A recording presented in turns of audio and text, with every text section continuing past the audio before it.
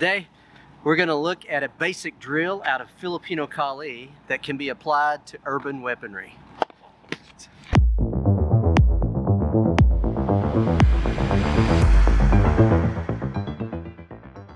One thing to consider, a lot of this information comes out of the war arts, martial arts.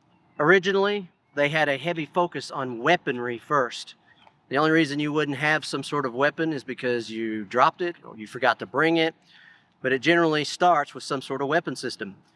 Mankind, since the beginning, has picked up objects to get an advantage on their opponent.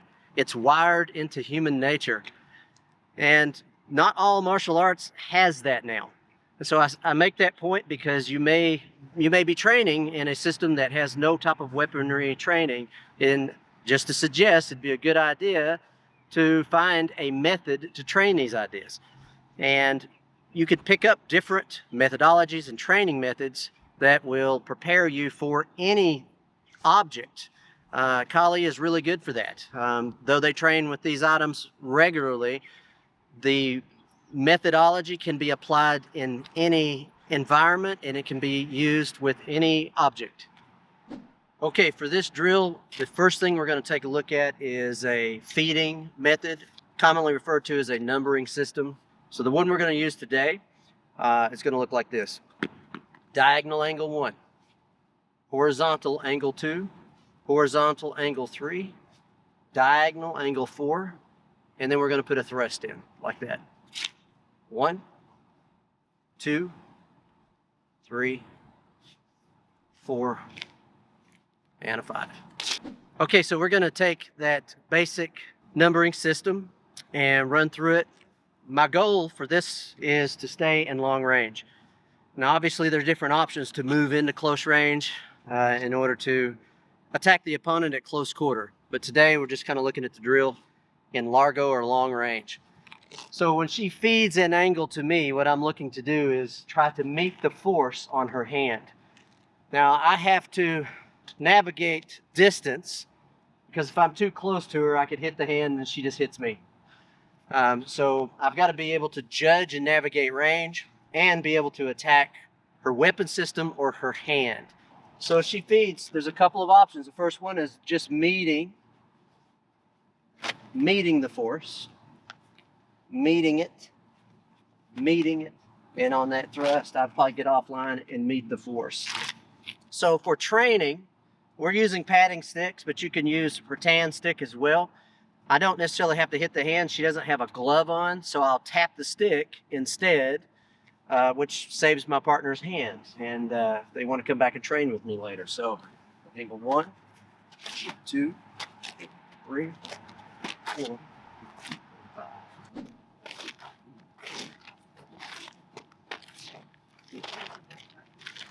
She feeds a number 1. It's a little slower. Don't push me. There we go. I'll feed you.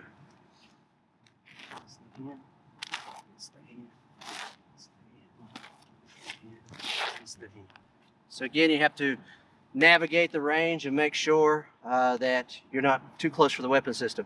As a feeder, sometimes I can feed. And she made contact with the hand, but I may just drag the weapon through just to demonstrate range. So she would have to adjust a little bit and step back. Now she's out of range. If I feed again, she has a good range. Good range. Nice. Like that. She'll feed back to me in the same way. She have to be able to just range. Just.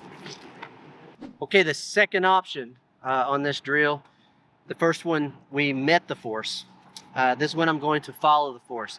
Sometimes you'll do this because your weapon system may not be online where you expect it. They'll swing and the tip will be down, tip up, I don't know. So we'll train both meeting the force and following the force.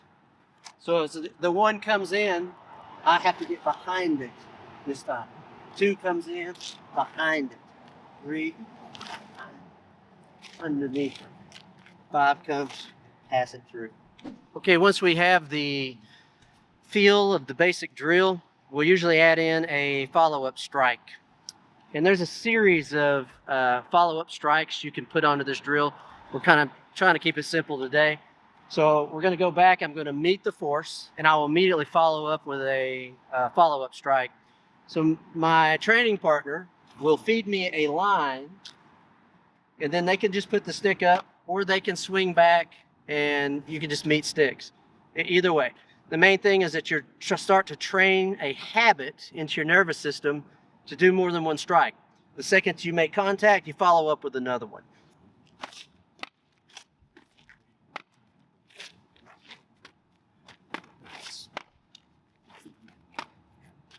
Okay, as I said earlier, you can plug in different weapon systems. For training, what we're taking a look at now is Rattan Sticks. Earlier we talked about hitting the hand and hitting the weapon system. If you're using these, it's pretty obvious that she doesn't want me to whack her on the hand every time.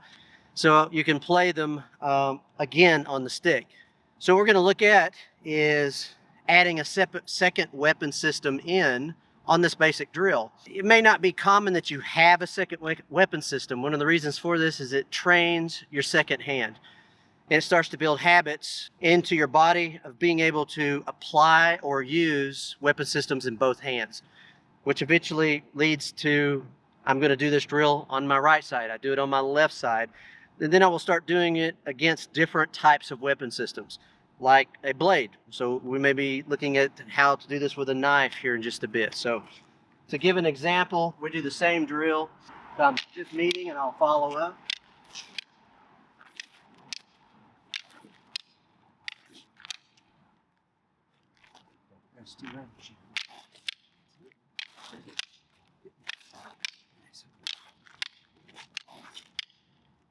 Okay, so we're going to translate the same drill into shorter weapon system and a bladed weapon system. And you can put anything in this drill. In the academy, we train with tire irons, bats, salt shakers, spoons, anything we can get our hands on that would be considered urban weaponry. Because you don't always get to bring one to a fight. I carry a blade myself, but sometimes I may not be able to get to it. I may have quicker access to some sort of object depending on the environment I'm in, and I have to just step up and use it. So right now we're doing the same drill with blades. A little closer range, but it's the same concept. She feeds the one. My goal is to either cut the hand or try to cut the wrist, but at the same time I have to navigate space, like with the sticks, to make sure if she follows through with the blade, I'm still at a reasonable distance.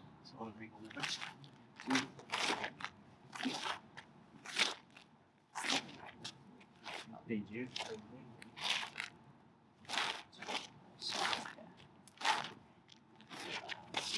Feed me.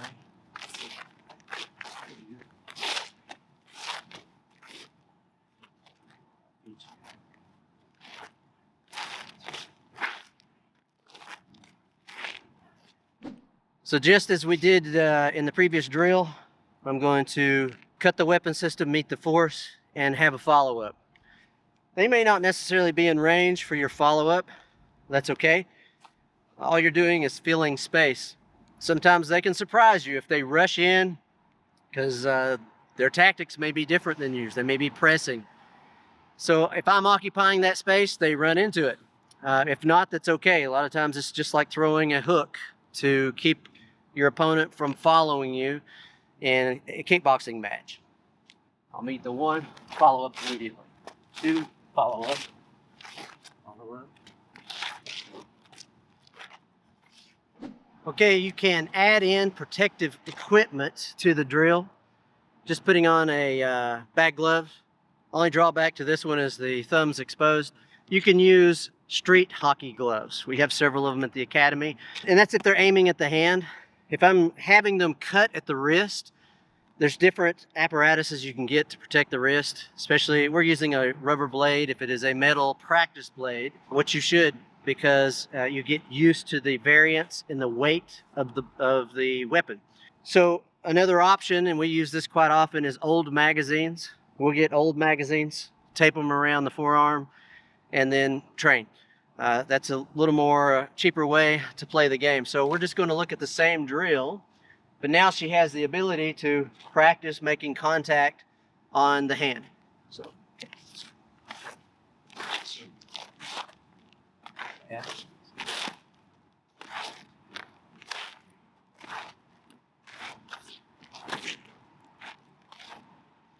Yeah.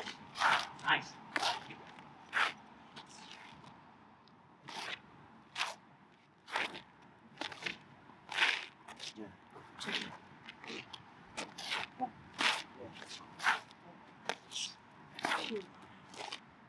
So we'll take this basic drill today and we're training it in open space. We're also going to be training it in more confined areas. We got a couple of buildings that are really close and it limits your ability to move. We'll also train this on a stairwell today. This will point out a lot of stuff on your footwork and the things you need to adjust and change in various environments. And again, a lot of these ideas are out of Filipino Kali, but we are taking them, we're going to apply them. We're training today with rattan sticks, the padded sticks, but we'll also pull, like I said, bats. We've trained this drill with tire irons and various other types of things.